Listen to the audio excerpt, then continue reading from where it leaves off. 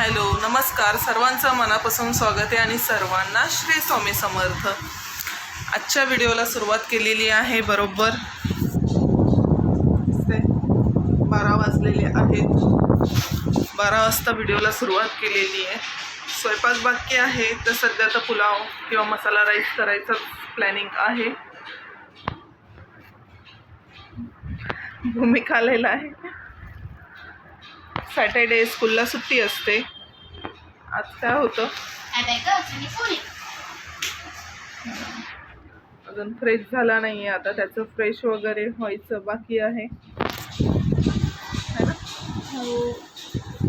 काय विचार कसे आहेत काय वगैरे. हॅलो नमस्कार काय आहे की नाही. कसे सर्वे हॅलो नमस्कार. सर्वांना मनापासून स्वागत आहे.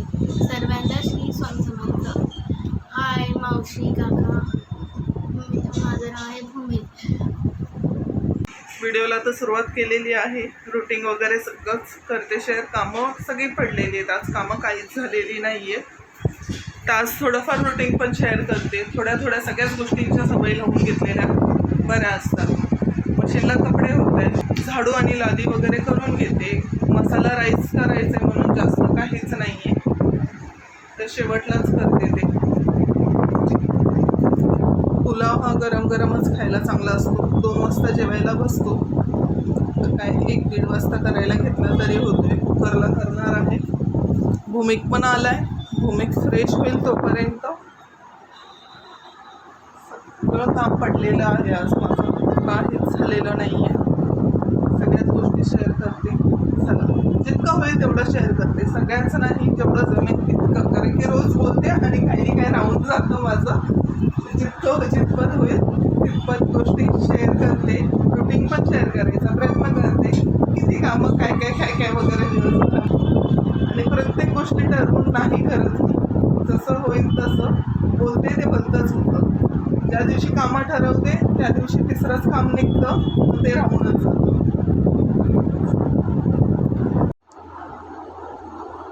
मशीन झाली होती, तर कपडे ड्रायरला लावायचे होते. तर सगळं करायच्या अगोदर पहिले कपडे ड्रायरला लावून घेते. बाकीची कामं आवरेपर्यंत मशीन पण म्हणजे ड्रायर पण होऊन जातात. सोबत भूमिकबरोबर माझं बोलणं पण चालू होतं. भूमिकशी बोलत पण होती.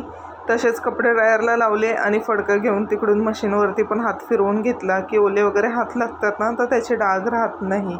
मग तशीच बाहेरच्या रूममध्ये हॉलमध्ये आली. बेड पहिला झटकून घेतला, क्लीन करून घेतला. हे तर सकाळचं ऑलरेडी बिछाना उचलला तेव्हाच मी जास्त करून ही कामं करत असते. हे डेलीचं जो काय आहे ना, हे रुटीन माझं हे रोजचं सकाळचं असतं. जास्त करून मी सकाळी ही सगळी कामं आवरून घेते. एखादा दिवस फक्त इकडून तिकडे होऊन जातो.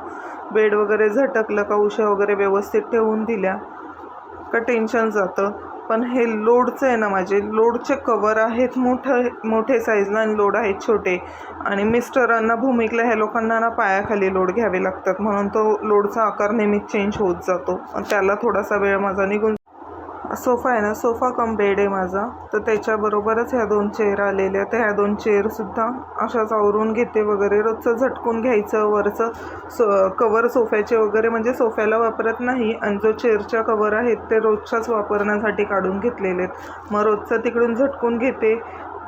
कवर वगैरे त्याचे जो आहेत ते झटकून घेते, कारण की लहान मुलं हे ते वगैरे येऊन बसतं, काही नाही काय पडलं तर. त्याच्यामुळे सकाळ संध्याकाळ ते झटकायचं काम असतंच. त्याच्यानंतर इथे टिपोय ठेवलेलं आहे, तर त्या टिपोयवरती नेहमीचा एवढा पसारा माझा असतोच. कितीही काढला तो कमी होतच नाही.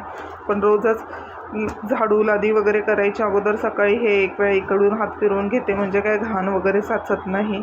देवाराच्या खालती हा छोटासा कपाट आहे, तो खास भूमिकसाठीच घेतलेला आहे, कारण की त्याचे कपडेही राहून जातात आणि खालचा कप्पा वगैरे त्याला पुस्तकांना वगैरे होऊन जातो. मग तिकडून पण हात फिरवूनच घेते. त्याचा कपाटसुद्धा लावायचं आहे. खूपच विस्कडून ठेवलेलं आहे, तेही एक वेळा लावायचं आहे. तर बघू मागे पुढे वगैरे.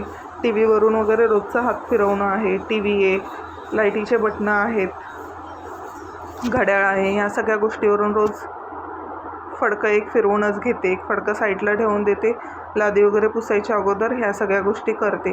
2 दिवसाला 3 दिवसाला दरवाजा खिडक्यांवरून हात फिरवला का एवढी धूळ साचत नाही. आजूबाजूला टॉवरची कामं चालू आहेत, तर त्यामुळे इथून तिथून धूळ उडतेच. किती हे केलं वगैरे तर होऊनच जातं, पण रोजच्या रोज थोडंफार करत गेलो तर एवढा लोड येत नाही. त्यानंतर सगळं हे वरचं सगळं झटकणं वगैरे झालं तर झाडून वगैरे घेतलं, सगळं घर एकदमच क्लीन करून घेतलं. त्यानंतर लादीही पुसून घेतली आणि मग आता घेतलेत कपडे वगैरे वाळत घालायला. कपडेही वाळत घालून घेते. घरचं सगळं काही आवरलेलं आहे. क्लिनिंगची वगैरे लादी पुसून वगैरे सगळंच घेतलं, सर्व झालेलं आहे. कपडे वगैरे वाळत घातलेले आहेत. आता 1:30 वाजत आलेलं आहे, तर आता पुलाव करून घेते. 1 मिनटं बॅक कॅमेऱ्याने दाखवते. पूर्ण क्लिनिंग वगैरे सर्व काही घरातलं आवरलं आहे. हा बसला आता टी व्ही बघत. तोपर्यंत आता मी पुलाव करून घेते. क्लिनिंग वगैरे सगळं काही झालेलं आहे. आज किचनमध्ये आली आणि पुलाव करायला घेतला. ते इथे मी ना बासमती तांदूळ घेतलेला आहे. जो बिर्याणी राईस येतो ना, तर तोच राईस घेतलेला आहे, कारण की फक्त पुलावच करणार आहे, दुसरं काहीच करणार नाही आहे मी. तर 1-1.5 वाटी इतका राईस घेतला आहे.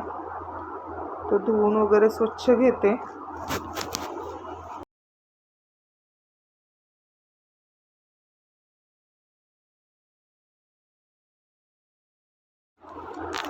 तांदूळ धुवून स्वच्छ ठेवला. तर इथे मी 2 मीडियम साईजचे कांदे घेतले, तरी खूप होतात, पण मी मीडियमपेक्षा पण छोटे होते म्हणून मग 3 घेतलेले आहेत. म्हणजे 2 मीडियम आणि 1 छोटा असा आकाराचा कांदा घेतला आहे. लांबडा किंवा बारीक जसा चॉप करायचा आहे त्या पद्धतीने आपण चॉप करू शकतो. मी इथे लांब लांब कट करून घेतलेला आहे. आणि व्हेज पुलाव बनवणार आहे, ते इथे जो काही तुम्हाला आवडीनुसार तुम्हाला जो भाज्या घालायच्या आहेत ना, त्या इथे आपण घालू शकतो. गाजर आहे, फरसबी आहे, वटाणा आहे, फ्लॉवर आहे, बटाटा आहे, जो काही असेल जो तुम्हाला आवडत असेल त्या भाज्या आपण घालू शकतो इथे. पण माझ्याकडे इथे फक्त गाजर आणि फरसबी आणि वटाणाच होता. बाकी फ्लॉवर वगैरे काही नव्हतं आणि बटाटासुद्धा नव्हता.